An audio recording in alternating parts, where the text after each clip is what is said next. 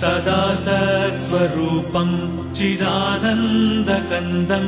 जगत्सम्भवस्थानसंहारहेतुं स्वभक्तेच्छया मानुषं दर्शयन्तं नमामीश्वरं सद्गुरुं साईनाथं नमामीश्वरं सद्गुरुं साईनाथम् भवद्वान्तविध्वंसमार्ताण्डमीड्यं मनोवागतीतं मुनिर्ध्यानगम्यं जगद्व्यापकं निर्मलं निर्गुणं त्वां नमामीश्वरं सद्गुरुं साईनाथं नमामीश्वरं सद्गुरुं साईनाथम् भवाम्बोधिमग्नार्दितानां जनानां स्वपादाश्रितानां